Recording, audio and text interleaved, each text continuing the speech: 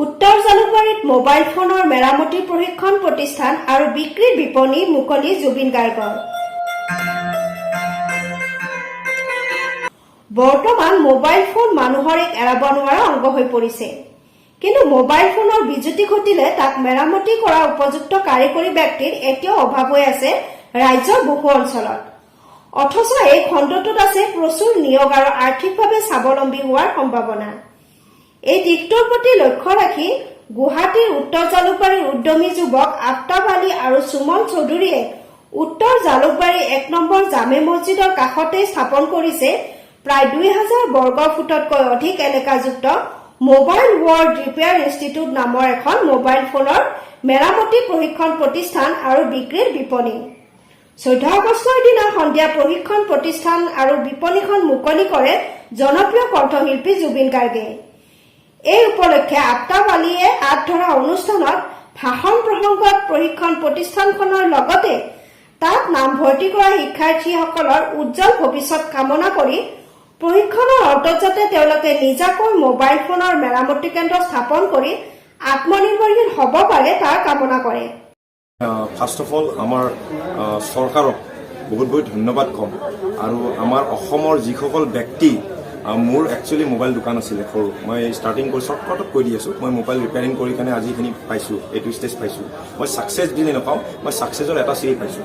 চ' মই মোৰ ইনষ্টিটিউট খোলা এটা বহুত নিচা মানে মোৰ আছিলে ভাৱনা আছিলে কি মই এটা ইনষ্টিটিউট খুলিম।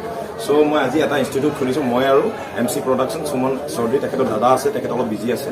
চ' আমি দুজনে মিলি এই ইনষ্টিটিউটটো খুলিছোঁ, মোবাইল ৱৰ্ল্ড ভিতৰতে খুলিছোঁ আমি।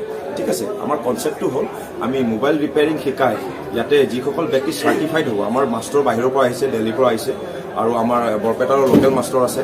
আমাৰ এনেকুৱা নহয় কি ৰিপেয়াৰিঙত আপোনাৰ বেছিকখিনি শিকাব, আপোনাৰ বেছিকৰ পৰা লৈ একদম IC ৰিবলিঙলৈকে practical, theory, oral, only practical শিকালে নহ'ব। চাব পাৰে আপোনালোকে টেবুলত দি দিছোঁ, আপোনালোকে খাই দিব পাৰে। আৰু ষ্টুডেণ্ট এইটো মই ধন্যবাদ ক'ম, মোৰ ভিডিঅ' চাই ইমান ভাল পাইছে আৰু মোৰ বিজনেছটো বহুত গ্ৰ' কৰাইছে। আৰু এইবিলাক আপোনালোকে দুই এটা প্ৰশ্ন কৰিব পাৰে, এনেকুৱা নহয় মই মেকিং কৰিছোঁ।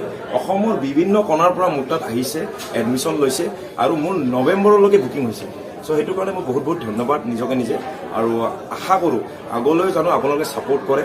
মোৰ বিজনেছো আছে, এইটো নহয় মোৰ মোবাইলৰ শ্ব'ৰুম আছে, আগতে দেখাই দিম।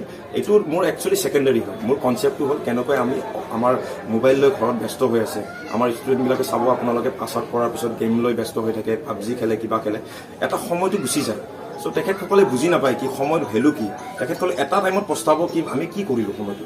চ' মই এইটো কথা ৰিকুৱেষ্ট কৰিম, এই আপোনাৰ নিউজ চেনেলক বহুত ধন্যবাদ। মই এইটোৱে ক'ব বিচাৰিম, তোমালোকে সময় নষ্ট নকৰিবা, আহা। আমাৰ তাত অনলি ট্ৰেইনিং নহয়, আমাৰ তাত মটিভেশ্যনেল স্পীচ পাবা, কেনেকৈ বিজনেছ কৰিব লাগে আমি শিকাম, ক'ৰ পৰা লিংক ল'ব লাগে, ক'ৰ পৰা মাল ল'ব লাগে। আমি শুনা যে আমি ক'ৰবাৰ পৰা মাল ল'ম, আমাৰ গুৱাহাটীৰ পৰা মাল ল'ম, সেইটো নহয়। আমাৰ তাত আপোনালোকে আহক, আমি ক'ৰ পৰা কি পায়, গুজৰাট, আপোনাৰ চেন্নাই, দিল্লী, অনলি দিল্লী নহয়। মই এটা কথা আজি ফ্ৰেংকলি স্পিকিং কওঁ, বিজনেছ কৰিলে সদায় সোধে কি মোবাইল ক'ৰ পৰা আহে, সোধে নাই? সুধিলে চবে দোকানীবিলাকে কয় আমাৰ দিল্লীৰ পৰা মাল আহে।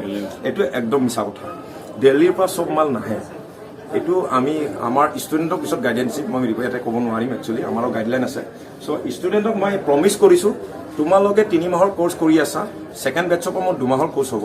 চ' তেখেতসকলক প্ৰমিছ কৰিছোঁ, মোৰ তাৰ পৰা চাৰ্টিফিকেট লোৱাৰ পিছত মই 100% গেৰাণ্টি জব দিম। 1 নম্বৰ কথা, এইটো মোৰ গেৰাণ্টি। জব মই 15,000 ষ্টাৰ্টিং চেলাৰীৰ পৰা দিম বুলি কৈছোঁ, মই প্ৰমিছ কৰিছোঁ। আৰু 2 নম্বৰত মই এটা কথা কওঁ, মোৰ পৰা মেকানিক শিকি কাৰণে পাৰফেক্ট মেকানিক চাৰ্টিফিকেট পোৱাৰ পিছত কোনো 15,000, 20,000, 30,000 চেলাৰীত কাম নকৰে। কাৰণ কিয় কৰিবা নেকি কোনোবাই কৰিবা? মই কথাবিলাক কৈছোঁ, একচুৱেলি 2 দিন কথা পাতিছোঁ, আপোনালোকে চাব পাৰে। তেখেতসকলে নকৰে, কাৰণ কিয় তেখেতসকলে নিজে বিজনেছ কৰিব। আৰু আমাৰ অসমৰ ল'ৰা ইমানখিনি পাৱাৰ আছে মই বুজিছোঁ, ঘৰত বহি থাকিব কি যোনবিলাক ব্যক্তি ওলাই আহিছে, মই গোটেই কথা পাতিছোঁ, পাৰ্চনেলি কথা পাতিছোঁ ইয়াতে বহি বহি। নিউজ ডেস্ক ৰিপোৰ্ট ইত্যাদি A to Z।